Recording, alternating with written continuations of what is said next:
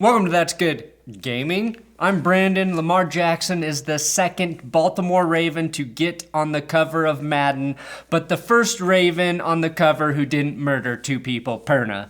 Madden 21 dropped its trailer today, and it features exactly 3 seconds of gameplay. Taking himself, spins inside the 5. Oh, did you miss it? Taking himself, spins inside the 5. It's a 1.5-minute long trailer, and they gave us 3 seconds of actual gameplay footage and 1:27 minutes of animations that will never be part of the actual gameplay. Madden 21 comes out August 28th, but with the MVP edition, you can get the game 3 days early on August 25th for $99. Today, I will break down the trailer, the new features it is highlighting, and pray to the football gods that this isn't the only form of live football we have this fall.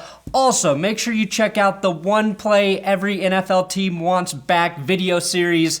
Wilkies and I worked our butts off to get those videos up, so check them. That's good, sports.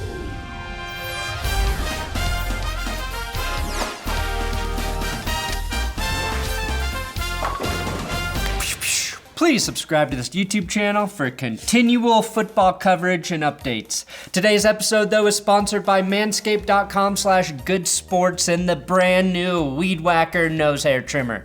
Manscaped has reinvented the nose and ear hair trimmer, utilizing their proprietary skin-safe technology to reduce nicks, snags, and tugs with their 360-degree rotary dual-blade system to whack off your nose hairs.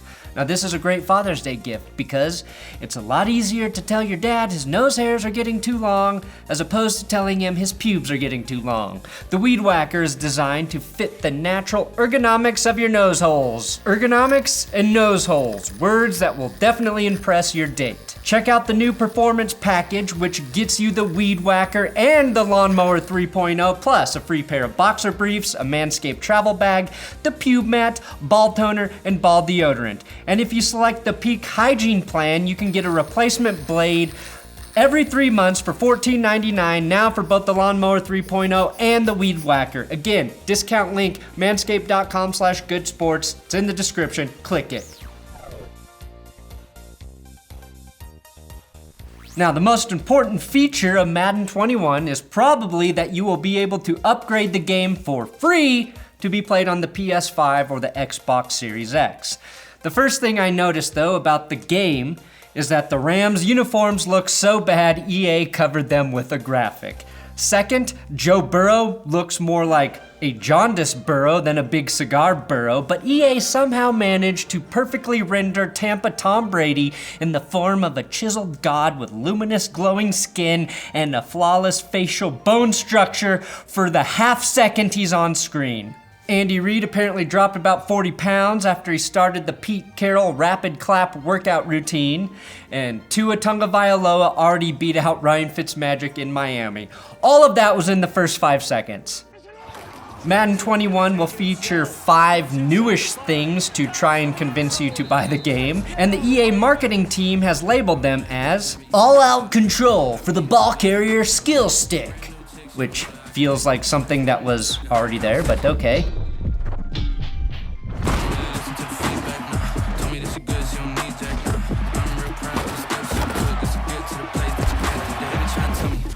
Dominate the edge with new pass rush control.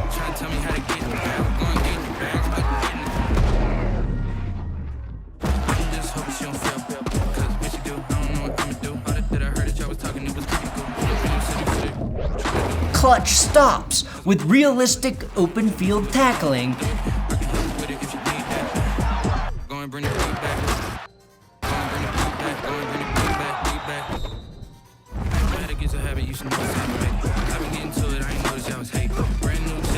And strike your pose with user-controlled celebrations. Now, if I can't program my running back to do Marshawn Lynch-style crotch grabs mid-air for every touchdown, then this is a lie, and I will demand a refund. Let's start with all-out control for the ball carrier skill stick, which automatically gives Mike Vrabel his mustache back, and also appears to allow for more precise jumping/hurdling.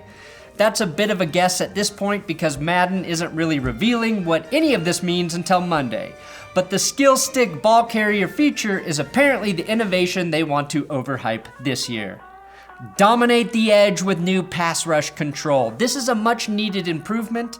My frustration with Madden has always been the game's inability to keep up with my elite timing and pass rush technique. If we are truly given more control with edge rushers, that will be a great way to keep me from going to the bathroom until the defense gives up a touchdown so I can just play offense again.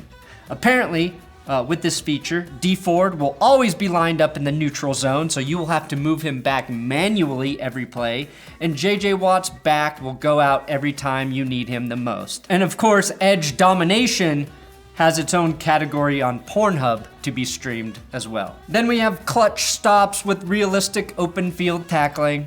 I have no idea what this means. I still plan on playing where I never select the player closest to the ball carrier because all I do is miss open field tackles. Strike your pose with the user-controlled celebrations. Now I know every 12-year-old who beats my ass in Madden will love this feature. Nothing, though, will ever top teabagging someone's dead body in Halo, so to me, and every necrophiliac out there, this is meaningless. EA did smartly remove the celebration that allowed Patriots players to give 3%er hand gestures as celebrations. By the way, imagine if that guy was drafted this post-protest world. Boy, he really snuck into the NFL at the right time. Other new features include, and this is a big one, the Face of the Franchise Rise to Fame mode, which is a playable documentary career campaign where players create a quarterback, halfback, or wide receiver and play through their rise to fame with experiences in high school and college, at the NFL Combine and the NFL Draft, as well as in the NFL. Now, I'm a little worried that EA is using the term halfback instead of running back. Listen here, see? You can play as a split end or as a flanker in the year 1929, where you train by working at the coal mine from Monday through Saturday. It's the tits, see? Now, one part of this feature that I hate is the NFL Combine segment. The drills are pretty fun, but the 3-hour portion where you have to stand in your underwear in front of old glaring men and answer inappropriate questions is brutal. Overall, though, the Face of the Franchise sounds pretty fun. I plan on getting my high school quarterback addicted to the deadly marijuana as he struggles to deal with his sexuality as a QB1 at a Midwest high school where he's expected to sleep with more teenage girls than Woody Allen. After losing his secret boyfriend in a drunk driving accident, he accepts a scholarship to the U, which is geographically the furthest big school away from his hometown. In college, he'll finally admit he's a homosexual, which will free him from the burden of living a lie where he finds a deeper connection to the game of football than he ever imagined. He kicks the crippling weed addiction, maintains a 4.0 GPA, and sets every NCAA passing record as he imagines all of his wide receivers are shirtless during the game so he's never off target and becomes the greatest football player we have ever seen. His name? Tim Brody. Among other features, there will be more than 50 new Superstar X Factor abilities, live playbooks 2.0, and a new season of Ultimate Team content. That's per Bleacher Report. Now, there are a few things I am disappointed with in the new trailer.